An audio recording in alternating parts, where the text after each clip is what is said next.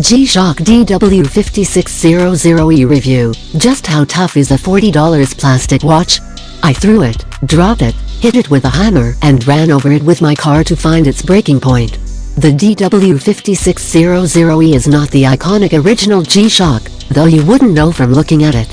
The 5600 series first hit the scene in 1987 and has been in production in one form or another since then, and the current iteration is pretty much the most basic G-Shock you can buy.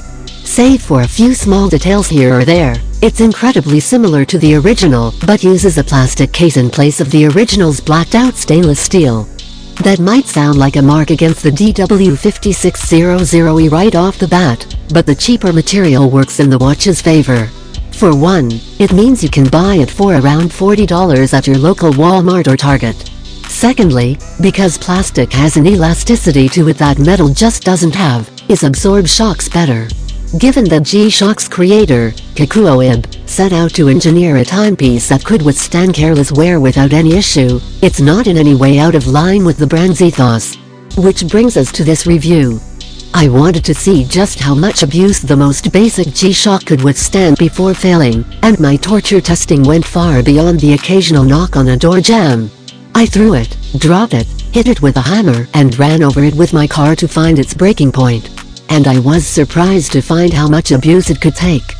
The good, if you want a truly tough-as-nails watch, I'm not entirely sure you can do better than the DW-5600E. Well, maybe you could, but I don't know how I'd feel about dropping anything more expensive 3 stories onto concrete, and that's the point. For just $40 you get the toughest watch you could need, and while the DW-5600E is incredibly simple, with no frills to speak of, this is refreshing in and of itself. There's no fuss with this watch, it just does its job, and it does it well. Therefore, anyone who needs or wants a beater watch and doesn't want to spend much money, the good old G-Shock has been the timepiece of choice amongst military service people, police, firefighters, construction workers, etc. So if that's you, this is as good a choice as any. If that isn't you, but you still need something to wear while camping or working on projects, this is still an excellent choice, especially if you don't want to spend a lot of money on something you know will see some type of abuse. Watch out for, most people probably won't be buying the DW-5600E for its chronograph functionality and alarm, but they're there. Setting these things up, as well as the time and date, is a little clunky and takes some time to figure out.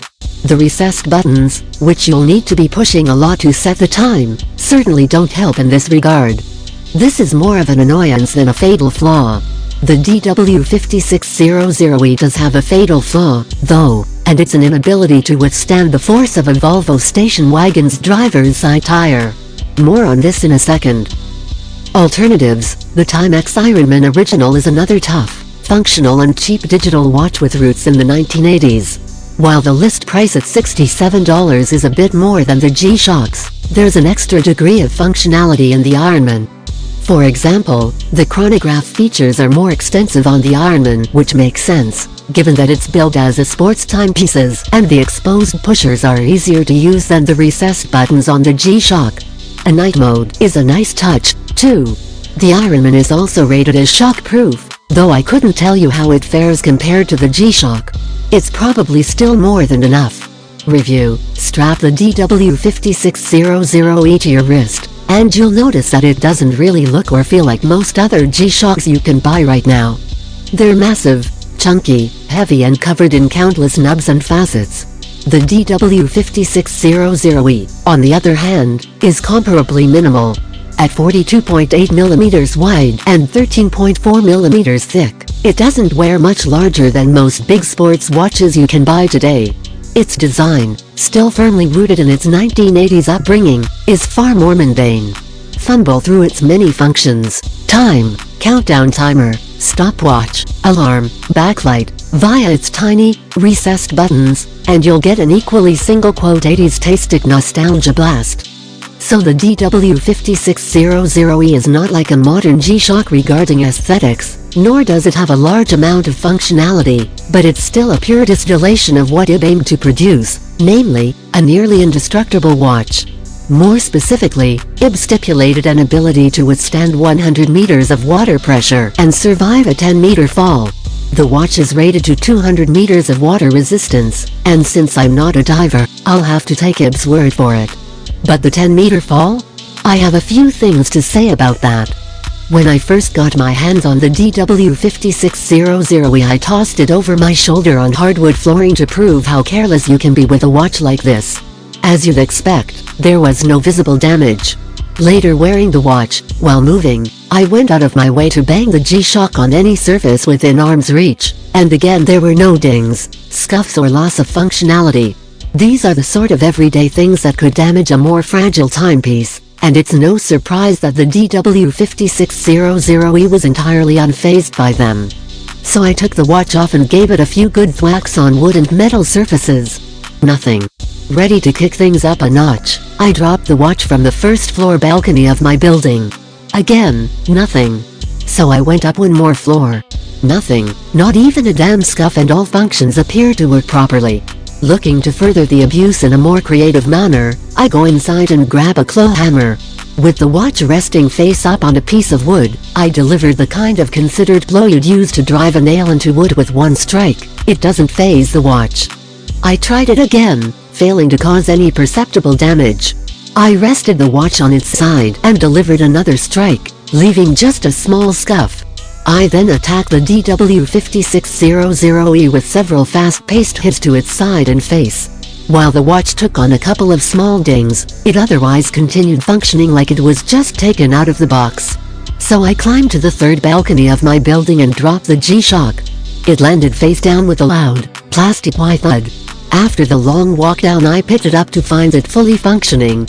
There appeared to be some concrete dust collected on the front of the case that wiped off easily, and the only damage sustained appeared to be a slight loosening of the screw holding the resin strap onto the case. So I tried the drop again, throwing the watch up into the air a few more feet before it arced back down to the ground. Nothing. Finally, I forcefully threw the watch at the wall of the neighboring building and witnessed the G-Shock ricochet its way to the ground. No sign of any damage. Growing frustrated that I couldn't impart any real damage to the DW-5600E, I decided one final test was in order. I considered my Volvo station wagon, nearly 2 tons of Swedish steel, and put the watch face down on the pavement under the front driver's side wheel. Shifting into first, I slowly roll over it over end. Nothing. No damage appeared to be done. I tried again, going into reverse. Still nothing. Finally, I set the watch on its side and tried for a third time. As I rolled over the watch, I hear a pop. The case back popped off, dislodging the screen and movement slightly from their once impervious housing. The cracked digital display had nothing on it, and the plastic case, slightly deformed as it was ground into the pavement, finally showed the serious scuffs I had been looking for. The case back was not going to attach back on. The watch was, at this point, irreversibly fucked up. The only thing working, amazingly, was the backlight. I had finally succeeded. And yet, as I was scooping up the remains and putting them in the cup holder of my car, I wished I hadn't succeeded. The DW-5600E had survived far more abuse than any other watch would have, and more than any normal wearer would possibly have put it through. I felt a lingering sadness thinking about all the life it could have had left. I realized, at that moment, that this plastic, bargain bin watch had an incredible amount of personality. Verdict: the DW-5600E is more than a plastic watch you can feel comfortable tossing around with abandon. In being able to withstand so much abuse, there's an irrefutable charm to it. It's the kind of watch that'll accompany you until the end, so long as you don't run over it with your car. I didn't buy this watch for travel. I bought it to have adventures in. I wanted a watch that I could scale mountains, go scuba diving and trek through jungles with. I wanted a watch that Indiana Jones could wear. I wanted something that could withstand all the cool activities and trips and adventures that I plan to have. And that's what I got with my G-Shock DW-5600E-1V. Christian Alexanderson, Worn and Wound.